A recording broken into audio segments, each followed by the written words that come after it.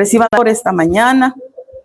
Él probablemente nos está viendo, pero fíjense, mis hermanos, que este tema me ha puesto muy, yo creo que desde que el Señor me lo puso en mi corazón una de estas noches, me ha puesto así como inquieta, con muchos pensamientos,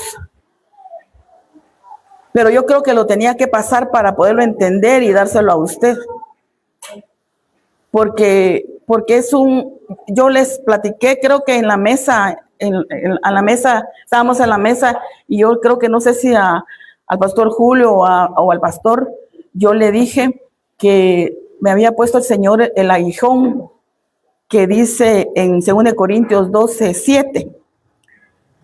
El aguijón. Entonces, cuando yo leí el aguijón, me puse a investigar, a leer, pero nació en mí una angustia, un temor, no lo puedo explicar, incluso todavía. Puede creer que en la alabanza yo le decía, Señor, quiero tener tu voz. Y hoy me sorprendió la palabra profética, todo lo que decía mi hermano. Usted la tomó en el nombre de Jesús, atesórala en su corazón. Hoy el Señor le habló a usted, al que tiene necesidad, al que vino en busca de algo. Hoy le habló el Señor en el nombre de Jesús. Entonces el tema se llama simplemente el aguijón. Pero este tema quiero hacerla así despacio. Si me da tiempo lo termino, y si no, pues sí.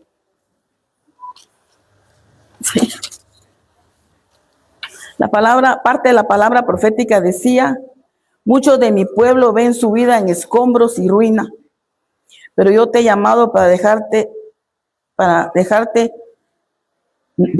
pero yo no te he llamado para dejarte en vergüenza.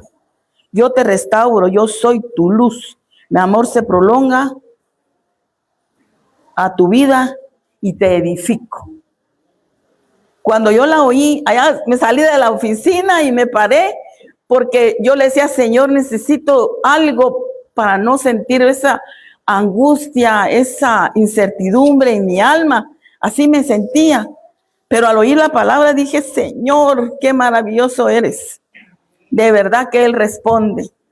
Él responde, mis hermanos. No es que haya problemas, no sé si lo entienden, no, que al leer esto me trajo angustia a mi alma, porque era mi alma, el espíritu no, mi alma. Pero vamos a iniciar lo que es un aguijón o una espina, aguijón o una espina. En la Biblia tiene una figura que podría ser una prueba, y la Biblia lo dice, lo describe como un mensajero de Satanás. Así lo describe la Biblia, porque así lo dice en 1 Corintios 12:7.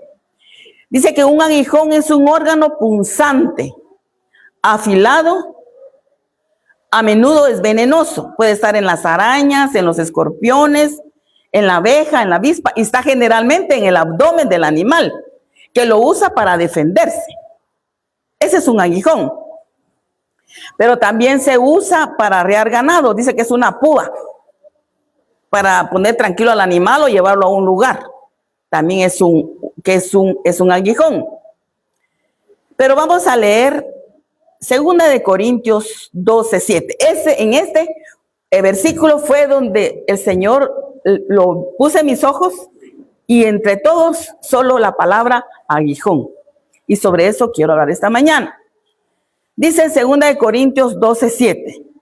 Y precisamente para que no me pusiera orgulloso después de tan extraordinarias revelaciones, ahí está hablando Pablo, me fue clavado en la carne un aguijón, verdadero delegado de Satanás, cuyas bofetadas me guardan de todo orgullo.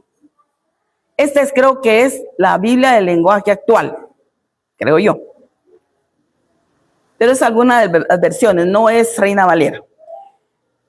Ahora, el aguijón que menciona Pablo, el aguijón de la carne que menciona Pablo en 2 Corintios, podía ser una aflicción, un temor, una debilidad, un estado de angustia, una opresión o una tribulación. Y yo lo que pude sentir fue un temor y una aflicción. Cuando yo estaba leyendo esto, vimos una película ayer en la tarde con la familia y después me quedé solita en la sala y cuando me empecé a leer, a seguir leyendo, porque lo había hecho unos apuntes, pero después cuando ya lo empecé a armar, empezó una aflicción y una angustia. Y hoy cuando estaba de rodillas descubrí que era temor, fíjense. Un temor. ¿Y sabe por qué es eso? Porque tenemos un receptor. Yo viví muchos años con temor. Entonces hoy como que el enemigo aprovechó para darme ese temor, pero yo tenía la respuesta a ese temor. Y lo dijeron, que el perfecto amor, hoy lo dijeron al inicio del servicio, lo dijo Analí, dijo, el perfecto amor echa fuera el temor. Lo dijo en la oración. Entonces, como que el Señor me estaba hablando, va diciéndome, sí, es para que experimentes el aguijón. De nuevo, para que no me olvide de Él, para que sepa que me tengo que agarrar de Él en todo lo que venga. Y eso lo invito a ustedes también a lo mismo, que se agarren al Señor. Porque por eso les dije, puede ser una aflicción por lo económico, por las deudas que tengan, o por la enfermedad, o por lo que sea. Pero voy a desmenuzar este tema. Hasta me siento como temblorosa, mi hermano. Nunca me he sentido de esta manera, pero tal vez por el tema. Porque mire, yo vi esto que no era un castigo para Pablo. No, que yo creo que fue una prueba que fortaleció su espíritu. Ese era el aguijón, que fortalecía su espíritu, para que desarrollara su carácter de humildad. ¿Y sabe qué es lo más importante? Lo acercó a Dios. Él estaba cerca de Dios, pero vio, así como nosotros estamos cerca de Dios, pero nos tiene que dar algo para que realmente decirle, tirarnos al suelo y decirle, Señor, rendirnos y decirle, te necesito. Así tendría que ser. Entonces, esto, y porque en Juan 16:33 dice, en el mundo tendráis aflicciones, pero confiad, yo he venido al mundo, dice el Señor. Entonces, va a haber aflicción. Él no promete, a usted no le promete, pórtate bien y no va a haber aflicción. Cumple con las cosas del Señor y no, claro que no, dice va a haber aflicción, pero tenemos que confiar en el Señor. Y es que mire, las aflicciones lo que deberían de hacer es acercarnos a Dios. Es que eso sería acercarnos a Dios. Como dice en 2 de Corintios 12:9, para que su poder viva en nosotros. Pero leamos todo el versículo. 2 Corintios 12:9 dice, pero el Señor le dijo a Pablo, mi bondad es todo lo que necesitas. Mire lo que le dice. Tú y yo lo que necesitamos es la bondad de Dios. Porque cuando somos débiles, su poder nos hace más fuertes en ti. Por eso me alegra presumir de mi debilidad. Así que el poder de Cristo vivirá en mí. Yo lo creo y lo atesoro para mí y para su vida, mi hermano, en el nombre de Jesús. Ahora, la palabra debilidad en griego es asteneia y se refiere a varias debilidades, debilidades humanas, debilidades emocionales, debilidad o fragilidad moral. Ahora, una limitaciones humanas sería como la memoria. Una de las limitaciones que tenemos también es el envejecimiento. Eso es una debilidad humana, la fatiga, y así hay otras. Pero también puede haber una debilidad de incapacidades físicas, como la disminución del movimiento del motor o de nuestro cuerpo, o sea, movilizarnos de un lugar a otro. Esa es una incapacidad física o alguna enfermedad que nos limita. Una de esas puede ser cuando le amputan una pierna, un brazo, pierden un ojo. Esos son incapacidades físicas. Ahora, una debilidad emocional es la dificultad que tenemos de relacionarnos con las personas o de expresar lo que sentimos, porque eso es lo que pasa a veces también. Nos cuesta a veces relacionarnos, demostrar nuestros sentimientos. Nos cuesta a veces comunicarnos con las personas. Eso puede ser una debilidad o una dificultad emocional. Y cuando es una fragilidad moral es cuando nosotros, dice la Biblia, sabiendo hacer lo bueno, no se hace. O sabiendo que está malo, lo hacemos. Entonces, es cuando no le ponemos freno para hacer las cosas y dañar a la gente, en murmurar, en chismar, decir mentiras, señalar a la otra gente. Eso es una debilidad o una fragilidad moral que tenemos. Puede ser esas debilidades, pero también hay un sufrimiento intenso en las personas a veces, por el mismo sufrimiento o que experimentar dolor de la partida de una persona, puede ser físico, y lo que yo sentía hoy, el temor, angustia, o angustia a la adversidad, a lo que pueda venir. Mucha gente tiene mucho temor ahora por lo que están hablando de los temblores, por el terremoto. Yo ayer que salimos con el pastor a comprar tortillas, a caminar, fuimos ahí despacito, iba él. Las de ahí de la tortillería estaban comentando con un temor y una aflicción por el terremoto, fíjense, que va a haber y que va a ser de nosotros y que no sé qué. Y el pastor les dice, solo afírmense con Dios y se van a ir con él. Eso es lo importante, les digo al grupo que estaban que había bastantes personas ahí esperando tortillas, ¿verdad? Pero vamos a que hay temor, aflicción. Yo no, por eso no estaba yo afligida, mi hermano, no crea. Yo, esto del terremoto, si viene, pues que Dios me encuentre, como dicen, confesada, en paz con Él, en el nombre de Jesús. Y así espero que esté usted también, a cuentas con Dios. De ahí lo que Dios haga su voluntad. Y también el arrepentimiento al pecado es una oportunidad que tenemos para volver con el Señor. Es arrepentirnos de lo que hacemos. El pastor estuvo hablando hace un mes atrás, porque hace un mes exactamente más o menos, él estuvo hablando del arrepentimiento, pero que miremos o nos examinemos. Estuvieron hablando Noel, el pastor Julio, estuvieron hablando de examinarse uno mismo y ver su condición delante de Dios, porque es la única manera que uno se puede arrepentir. Porque uno dice, me arrepiento de mis pecados, pero examínese cuál es su pecado, identifíquelo, confiéselo y apártese. Es que ese es el éxito. Entonces, es la oportunidad para volver a Él, el arrepentimiento. ¿Y qué nos da ese arrepentimiento? Nos da una transformación espiritual. Crece nuestra fe y hay una consolación de Dios, una consolación divina de hijitos míos. Yo quisiera que el Señor me tocara mi cabeza y me dijera, mi hijita, pecaste, pero te perdono, porque vio mi corazón y mi intención de apartarme. ¿Usted no desearía eso? Estamos necesitados.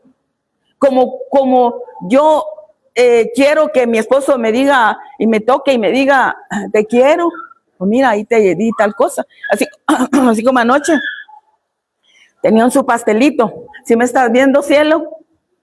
Tenían su pastelito. Y se lo ha estado comiendo, por su diabetes, está comiéndoselo por poquitos. Entonces, ahí tenía un pedacito como así de milhoja. Si usted le quiere dar pastel al pastor, le gusta la milhoja hoy. Así, bien rica la milhoja, y ahí la tenía. Entonces la sacó y con su vasito de leche llegó y una mordidita, no hombre, si es tuyo, le dije ese pedacito. No, me dijo, yo te lo comparto. Yo como, tú comes. Pero vi su amor como me lo dio. ¿Entiendes? Así es, así quisiera que fuera, no quisiera, así es Dios.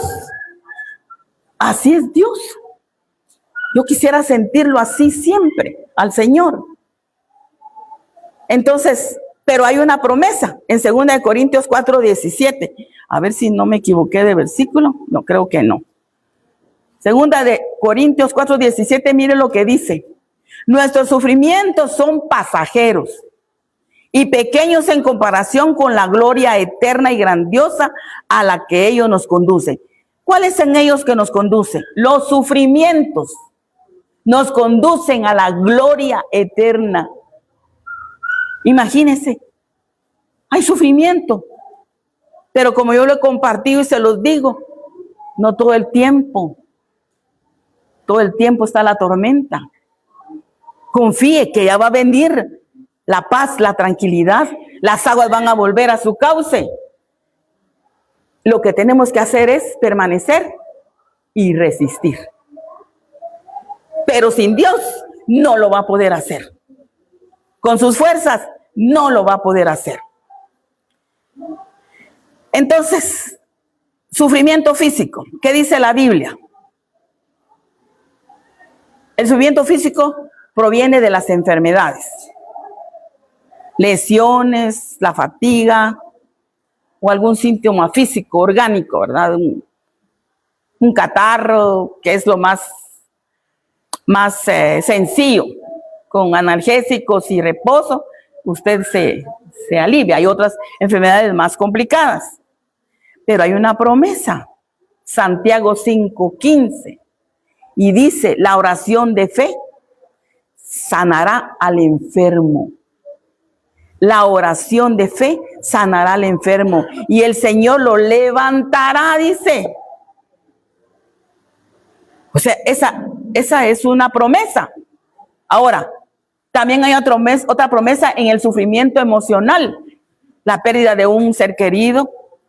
Hay personas que perdieron su casa porque los engañaron o esa propiedad fue revendida y ellos nunca lo supieron. Hay casos que se ven.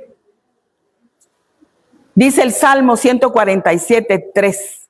Él sana los quebrantados del corazón y venda sus heridas. Quebrantados del corazón. ¿Usted alguna vez ha estado quebrantada del corazón? Yo sí, mi hermano. Yo creo que cada uno de nosotros hemos estado quebrantados del corazón, pero gracias a Dios, cuando mi corazón estaba quebrantado, ahí estaba Dios. Ya era mi Salvador. Imagínense los que están sin Dios en su corazón. Hay escapes.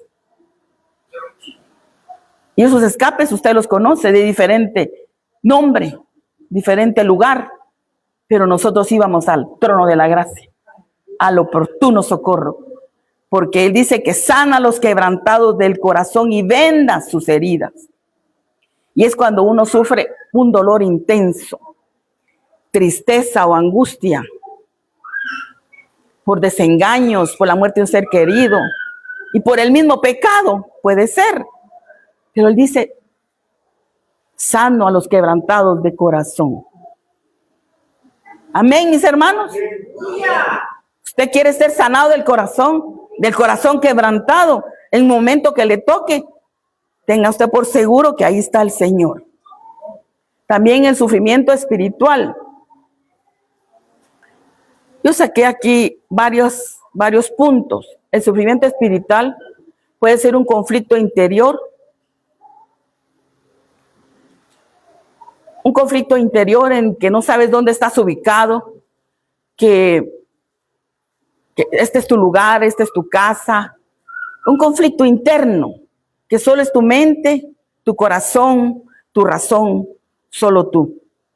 Si somos cristianos, es esto lo que estoy diciendo. Y luego, comunión con Dios.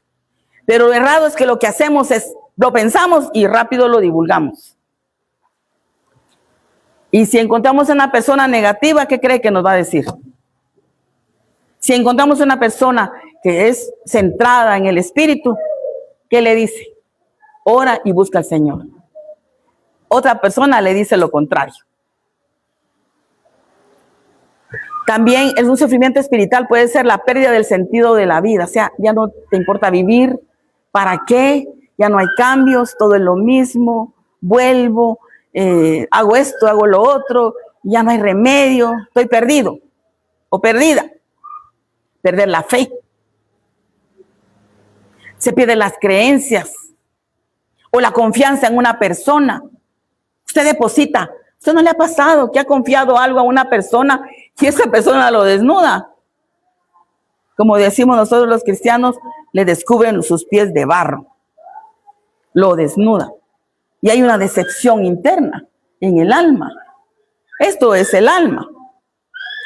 Y ahí se pierde la esperanza.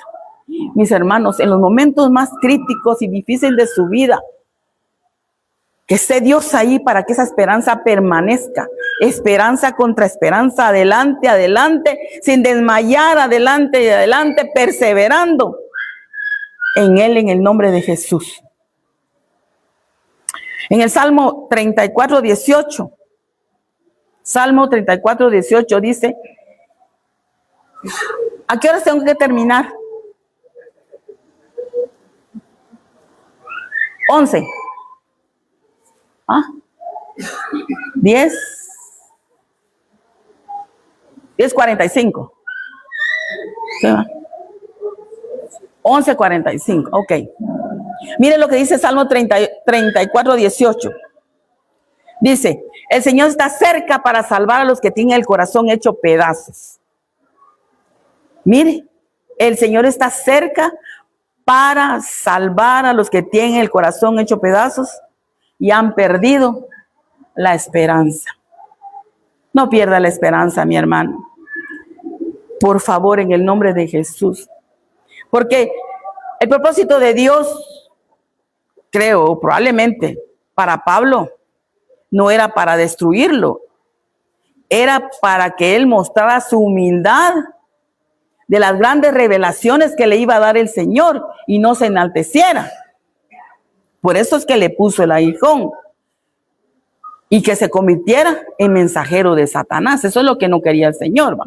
Por eso es que le mandó ese su aguijón.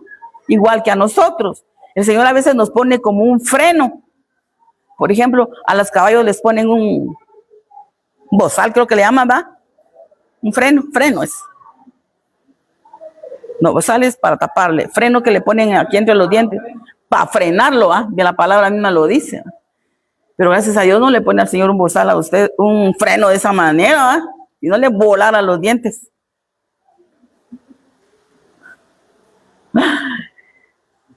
Pero dice la Biblia en 1 de Pedro 5:6. Eso es lo que quiere el Señor y eso hizo con Pablo. Humillaos pues bajo la mano poderosa de Dios, para que Él os enaltezca a su debido tiempo. Eso es lo que dice el Señor. Eso no era un castigo. A veces el sufrimiento Dios lo permite a nuestra vida para Él manifestar su poder en esa debilidad humana que tenemos nosotros. Por eso Él permite el sufrimiento, para que nosotros perfeccionemos, que Él se perfeccione en nosotros.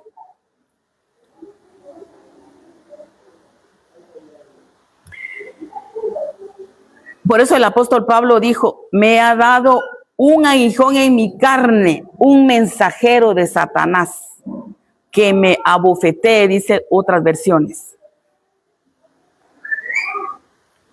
Ahora, muchas preguntas, a veces los grandes estudiosos de la palabra, los pastores, ustedes mismos se han preguntado, ¿qué era realmente el aguijón que tenía Pablo? No sé si usted ha hecho esa pregunta, ¿va?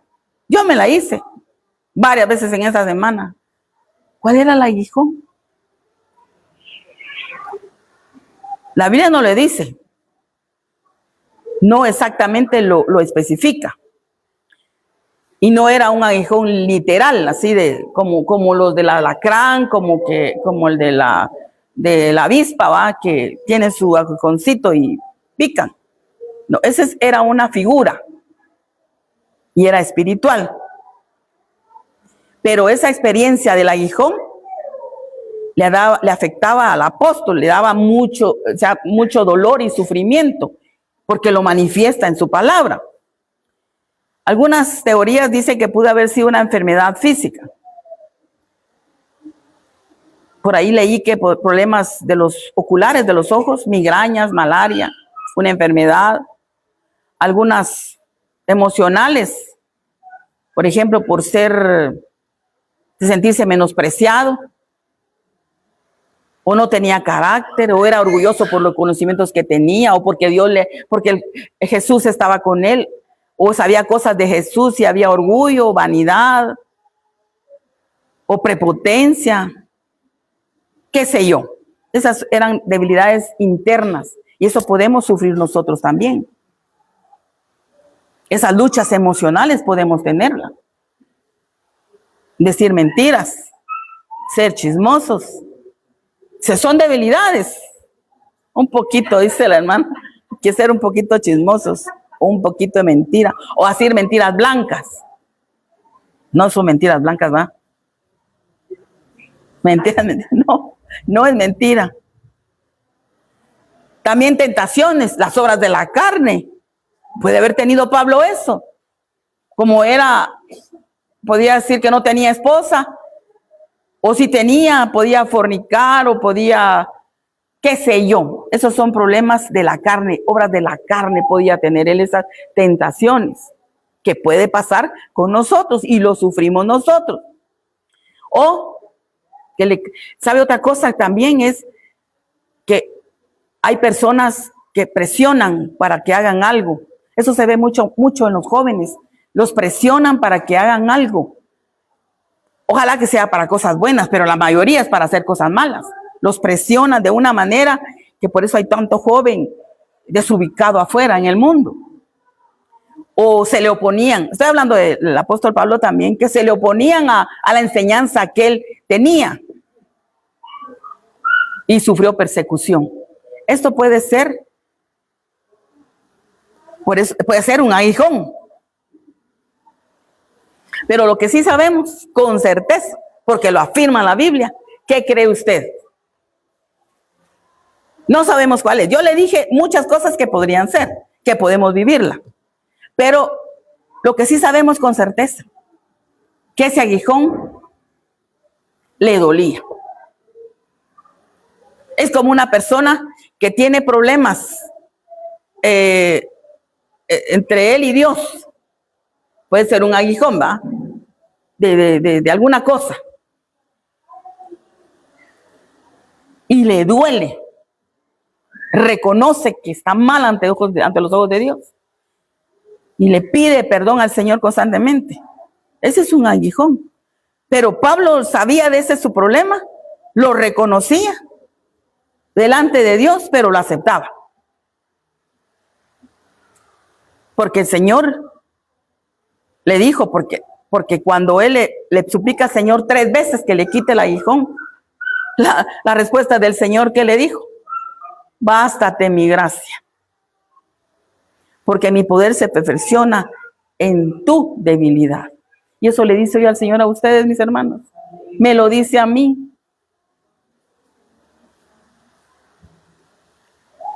Porque ese aguijón tenía un propósito, que lo muestra la Biblia también. Entonces, el primer propósito de Dios lo que sí sabemos con certeza es que le dolía al aguijón no sé cuál era. Y la otra, que él no se enalteciera. Lo dice la Biblia también. Y recordemos que el orgullo dice que a los orgullosos el Señor los ve de lejos. Y el orgullo podría ser una barrera entre Dios y el hombre, cuando el hombre es orgulloso. Porque primero tenemos el rechazo de Dios. Después entramos en conflicto. Y tercero, la destrucción. Y lo podemos ver en Proverbios 16:18. Dice, tras el orgullo viene el fracaso. Tras la altanería, la caída. Tras la altanería viene la destrucción. Entonces, Dios advierte que el orgullo trae consecuencias muy graves. Ahora, leyendo despacio este tema, me puse a pensar, ¿por qué Dios le permitió el aguijón a Pablo? Yo me preguntaba, ¿por qué le permitió? Y es que fíjese que cuando hay un sufrimiento, estando en Dios, pues, cuando hay un sufrimiento, la Biblia nos enseña que nos forma el carácter, nos hace madurar, nos renueva la mente y tendemos a la obediencia de la palabra. Cuando hay un pecado, nos ayuda a nosotros como hijos de Dios. Pero para eso tenemos que examinarnos nosotros, ¿va? Y perseverar. Si le digo esto lo del mundo, no lo entendería. También medité. Miremos Romanos 5:3. Porque la Biblia lo dice. Dice Romanos 5:3. Y no solo esto, sino que incluso nos gloriamos de los sufrimientos. Porque sabemos que el sufrimiento da firmeza para soportar. Nos da firmeza para soportar el sufrimiento. Entonces, forma nuestro carácter, nos hace madurar, renueva nuestra mente mediante las pruebas. Pero también dependemos de Él. En medio del sufrimiento tenemos que depender de Él. Porque Pablo no fue con el rey o con el gobernador, no, él con Dios. Le hablaba de decirle que le había dado esto, era para que él no se enalteciera. Y yo creo que cuando le dice, es para que yo no me enaltezca, de una manera así figurativa le estaba diciendo, te agradezco por ese sufrimiento, porque eso no me aparta de ti. Al contrario, me acerca a ti. Y eso es lo que tenemos que anhelar, mis hermanas. Cuando tengamos sufrimientos o algún dolor o algún problema o lo que estemos pasando, que eso no nos separe del Señor, al contrario, que nos acerque al Señor. Pero lo que hacemos es alejarnos. Yo ya no voy a la iglesia, no hay respuesta. ¿Cuántos años de estar orando aquí y allá? Yo les decía, mi cuñado estuvo 25 años orando por el pastor para que él aceptara al Señor. Si nosotros ya viejos asentamos al Señor. Pero había una persona que estaba orando y orando. Yo se los dije en el culto pasado. Tenía un su reclinatorio en una esquina y ahí doblaba sus rodillas y clamaba por el pastor. Clamaba por sus 2 hermanos. Incluso hasta que él falleció, mi cuñado Aníbal aceptó al Señor también, antes de partir. O sea, la oración es poderosa, mis hermanos. Reconocer y depender de Dios es nuestra fuerza, nuestra guía espiritual. En el nombre de Jesús. Leamos Proverbios capítulo 3, versículos 5 y 6. Mire lo que dice, y esto lo quiero que lo tenga en su corazón usted, mi hermano, y atesórelo. Dice, confía en el Señor de todo corazón y no en tu propia inteligencia. Reconócelo en todos tus caminos y Él allanará tus sendas. Y fíjese que busqué la palabra allanará. Es quitar obstáculos. Él quita los obstáculos en tu camino. Pero tenemos que confiar de todo corazón, no solo de diente a labio. Yo confío, pero hago cosas que van en contra de la voluntad de Dios. Yo confío de todo corazón. No confíes en tu propia sabiduría humana. Reconócelo en todos tus caminos y Él allanará tus sendas. Y es que hay una verdad. Miren, mis hermanos, hay una verdad que nosotros, que el apóstol Pablo lo entendió al fin. Porque no todo lo que nos aflige será quitado inmediatamente cuando llegamos con el Señor. Todos pensamos que al llegar con el Señor, inmediatamente nos va a quitar el sufrimiento que tenemos. Sí, ese problema del tubo que le pusieron al pastor aquí en el pulmón, ya lleva como 15 días, creo yo, desde que lo supusieron, pues se lo quitaron, fueron como 4 días, tiene como 12 días, algo así. Y tiene el dolor todavía. Imagínese. No todo lo que nos aflige, todo lo que sufrimos, nos lo van a quitar así. Sí, miren, para destruir, así se destruye cualquier cosa. Pero para edificar, se puede ver, se tiene que hacer un cimiento, se tiene que poner un bloque tras bloque y se va levantando la construcción. Pero para destruir, usted llega con una almágana y ¡fa! Bota 3 bloques de una vez o 4 bloques de una vez. Yo no soy albañil, pero yo he visto cómo derriban paredes y todo. Ahora, entonces yo entiendo que las cargas que nos da Dios, que Dios permite, las cargas que Dios permite, es para no destruirte, sino para guardarte. Porque a veces es la manera que pone un freno para guardarnos, para no desbocarnos como los caballos, por eso le ponen el freno. No quiero decir que ustedes sean los caballos, no, es una figura, mi hermano. Entonces, la Biblia nos habla y nos afirma que las cargas físicas y espirituales no destruyen, sino que traen alivio, traen descanso, paz, fortaleza, para no ser derrotados por ellos. En Cristo Jesús. ¿Verdad? Porque dice la Biblia en Mateo 11, 28, 30. Si usted no lo sabía, hágalo. Si solo ha leído y ha pasado por alto, pero mediten esto. Dice, venid a mí todos los que estéis trabajados y cargados. Yo los haré descansar. Llevad mi yugo sobre vosotros y aprended de mí, que soy manso y humilde de corazón. Y mire, y hallaréis descanso para vuestras almas, porque esa es la que nos subyuga. El alma es la que nos traiciona. El alma pone en los ojos cosas que nosotros no deberíamos de ver. Pone el alma cosas, pensamientos que no deberíamos de tener. Por eso dice, venid a mí todos los que estéis trabajados y cargados, y yo los haré descansar. Mi yugo sobre vosotros, y aprended de mí, que soy manso y humilde de corazón, y hallaréis descanso para vuestras almas, porque mi yugo es fácil y ligera mi carga. Amén, mis hermanos. Entonces, para terminar, yo creo que aquí termino más o menos. Entonces,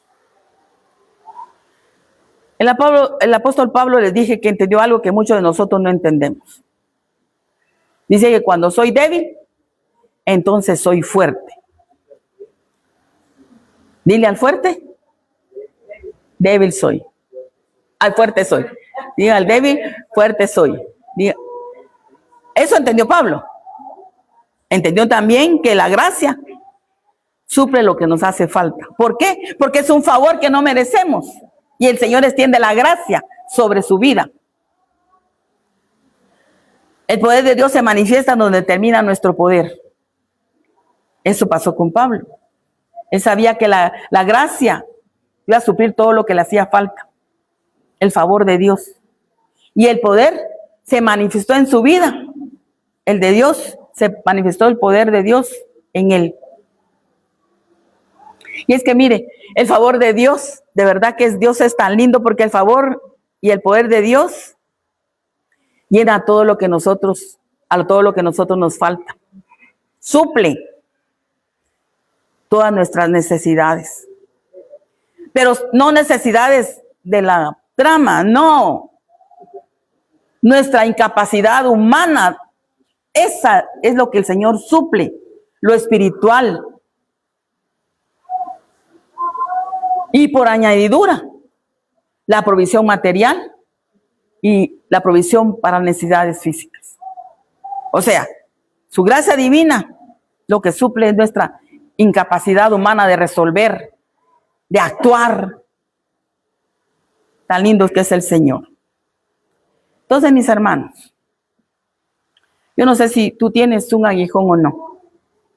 Yo sí lo tenía hoy en la mañana, que el Señor me en la alabanza, tuve que doblar rodillas porque era una angustia y no entendía.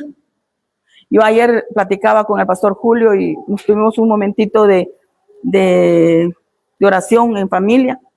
Yo les comentaba a ellos que hay momentos en que se ve como oscuro el día. Yo lo comparaba con la televisión.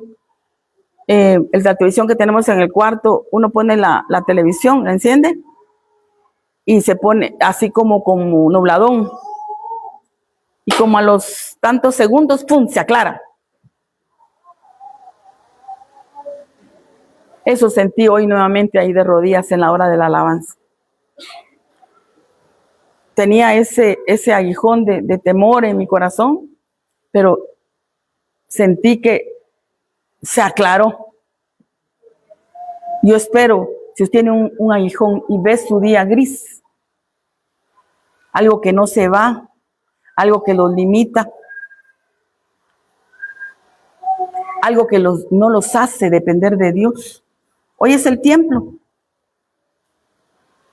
Porque a veces le damos mucha importancia al aguijón y no entendemos el propósito de Dios, por qué nos dio el aguijón. No, que miramos el aguijón, pero Dios está hablando de alguna cosa. Y nosotros el aguijón lo agarramos como que fuera un monstruo o un gigante. Pero aquí el gigante es Dios. Ese es lo que tenemos que enfocarnos. Y el aguijón se queda hasta abajo, chiquito. A eso los invito. Tenemos que buscar la sabiduría de Dios por encima de nuestros propios pensamientos, sentimientos y emociones. Y saber que en Él podemos confiar. Hay 3 versículos que quiero compartir, pero solo voy a leer lo que para que entendamos que debo buscar la sabiduría de Dios porque Dios así lo dice. Dice, así podrán comprobar cuál es la voluntad de Dios, buena, agradable y perfecta, buscando la sabiduría de Dios. Romanos 12:2. Por tanto, no sean insensatos, sino entiendan cuál es la voluntad de Dios. O sea, la primera es comprobar, la segunda es entender, Efesios 5:17. Y en el Salmo 32:8 dice, te haré entender y te enseñaré por el camino que tienes que andar. Sobre ti fijaré mis ojos. Entonces tenemos que comprobar, entender, y Él nos enseña el camino que debemos de tomar. Entonces, Dios nos quita el problema conforme su voluntad y su gracia. No es porque lo merecemos, porque podemos hacer algo, no, es por pura misericordia y la gracia de Dios sobre nosotros. Es que te puede quitar el aguijón. Y les dije varios aguijones, no es solo una cosa, son varias que nos atribulan, que nos evita la comunión con Dios. Pero la Biblia dice en 2 Corintios 12:9, en la Nueva Versión Internacional dice, pero Él me dijo, te basta con mi gracia, pues mi poder se perfecciona en la debilidad. Por lo tanto, gustosamente presumiré más bien de mis debilidades, para que permanezca sobre mí el poder de Dios. Y la gracia es un favor inmerecido. No lo merecemos, pero por su poder divino y de amor nos lo da. Entonces no nos enfoquemos en los problemas, porque el aguijón no va a definir tu vida, mi hermano. La gracia de Dios sí. El aguijón, el dolor, el pecado, la angustia, el temor, la aflicción, la escasez, lo que sea, no va a definir tu vida ese aguijón. El que define tu vida es la gracia y la misericordia de Dios sobre ti. Entonces, vamos a hacer una cosa, hermanos. ¿Será que pasan los elementos? Vamos a ministrar la Santa Cena.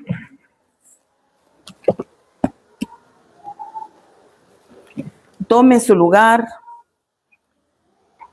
Hoy es importante, mis hermanos, si usted tiene un aguijón, algo que le está, una enfermedad, no forzosamente pecado, o hay algo que evita comunión con Dios, es el tiempo ahora. Aquí está el altar.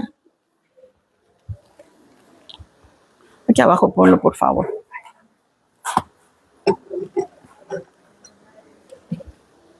Es el tiempo de ponerse a cuentas.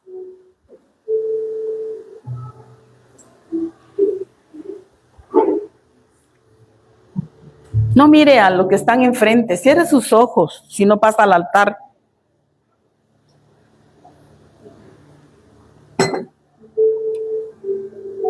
Examínese usted y piense. Yo le dije, el aguijón puede ser muchas cosas, pero en conclusión le dije que un aguijón puede ser algo que no se va, que está ahí permanentemente, que lo atribula, que lo encierra, que se vuelve su cárcel, algo que le limita a orar, a buscar al Señor,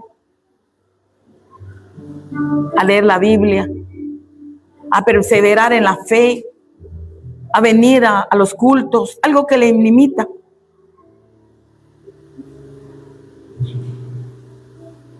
Y todo eso puede ser algo que no nos hace depender de Dios. Su orgullo, su vanidad, su grado académico, su conocimiento, algo que no nos hace depender de Dios. Recuerde que el Dios es un gigante, es más grande que nosotros. Nosotros no somos nada, Él nos da el valor. Lo importante es saber lo que Dios quiere hacer a través de nosotros. Examínese usted, tome los elementos, póngase a cuentas con Dios y dígale al Señor que lo necesita. Yo lo necesito, mi hermano. No sé si usted lo necesita, pero póngase a cuentas. Tome su pan, tome su vino. Podrá ser un simple pan, un simple vino, pero es una figura, como la figura del aguijón de Pablo. Es una figura que lo marca la palabra del Señor, donde Él esa noche mostró lo que iba a pasar. Y lo más lindo que al final dice que Él iba a estar con nosotros todos los días de nuestra vida. Y que iba a dejar al Espíritu Santo, el Consolador. Tú tienes el Espíritu Santo, mi hermano. Entonces hoy acércate a Él. Acércate a Dios. Pídele perdón, ponte a cuentas y dile, Señor, aquí estamos. Te pedimos perdón, Señor. Porque hay cosas que hemos dejado de hacer y han desagradado tu corazón. Señor, pon ese querer como el hacer, Padre. No queremos que nada evite, Señor, tu presencia. El deseo de buscarte, el deseo de congregarme, el deseo de servir, Señor. Quita todo estorbo de mi vida, Señor, por favor, dile. Yo le digo, quítame todo estorbo, Señor. Quita a tu pueblo toda atadura, Señor, que haya libertad en su caminar. Que tú, Señor, como prometes en tu palabra, tú limpias su camino. Señor, en el nombre de Jesús, ponles ese querer como el hacer. Padre, por favor, te lo suplicamos, Señor. Aquí estamos, celebrando esta santa cena, Señor. Conmemorando, Señor, esa gracia, ese regalo inmerecido de tu amor, Señor, y sacrificio. Con reverencia, Señor, nos postramos delante del trono de la gracia. Nos acercamos al trono de la gracia, Señor. Conmemorando esa fecha. Señor, en el nombre de Jesús. Medite, hermano, tenga el tiempo, esa comunión, examínese usted mismo. Háblele al Señor con sus propias palabras. Dígale que se rinde a Él. Porque eso es lo que quiere el Señor, un corazón contrito y humillado. Porque el enemigo va a volver a atacar.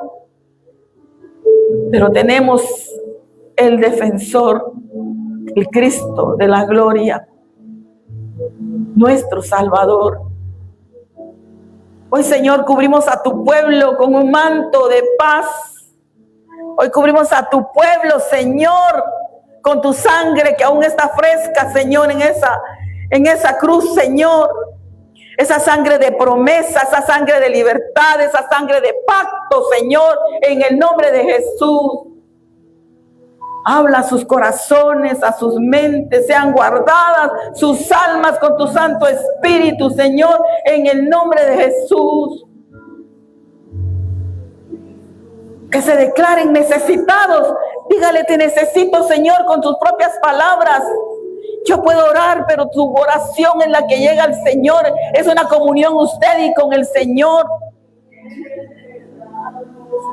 Oh, Señor, en el nombre de Jesús, bendice a cada uno por nombre. Tú lo conoces, conoces sus batallas, conoces sus aguijones, Señor. Pero tú saliste vencedor, Señor. Tú saliste vencedor. Ministramos esa libertad en cada alma y en cada corazón, Señor. En el nombre de Jesús. Tome el pan en su mano.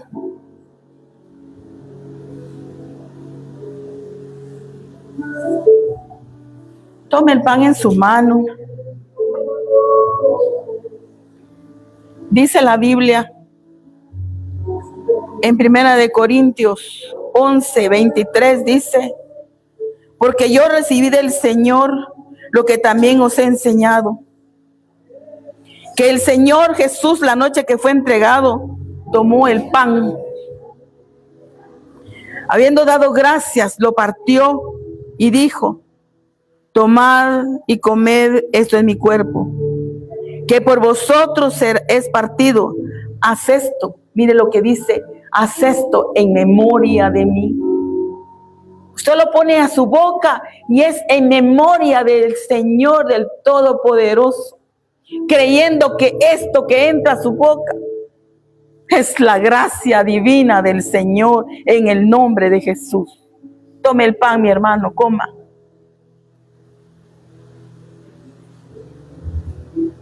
Y dígale: gracias, Señor.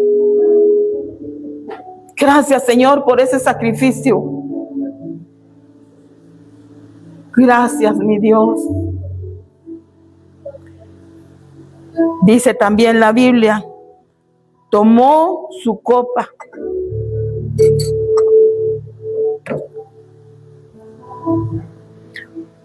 Después de haber cenado, tomó su copa, diciendo: esta copa es el nuevo pacto de mi sangre. Haced esto todas las veces que bebieres en memoria de mí. Es un pacto. Entréguele su aguijón ahorita y dígale: Señor, entrego mi aguijón. Señor, entrego y me rindo a ti. Antes de que tome el vino, haga el pacto con el Señor. Es usted y el Señor. Señor, yo te entrego mi temor. Yo te entrego mi angustia. En el nombre de Jesús. Canto victoria, Señor. Victoria. En el nombre de Jesús. Tome el vino, mi hermano.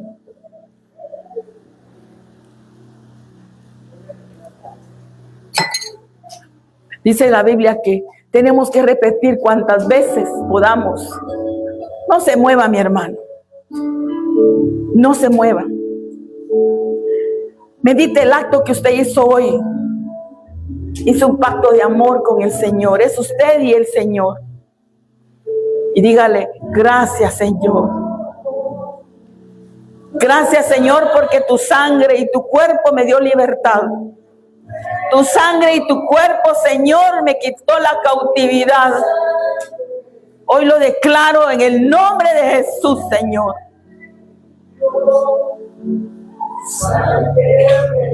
Si usted cree que la sangre le limpió, que está ahí fresca para su oportuno socorro, levante su mano y dígale, Señor. Levante sus brazos, dígale, Señor, gracias. ¿Sí? Oh, sí, Señor, tu sangre nos perdonó, nos limpió, Señor. Nos limpió y nos liberó, Señor, de la esclavitud, Señor. Gracias te damos, Señor. Gracias, Señor, por tu pueblo, Padre. Bendícelo, Señor. En el nombre de Jesús, bendícelo por nombre a cada uno, Señor. En el nombre de Jesús.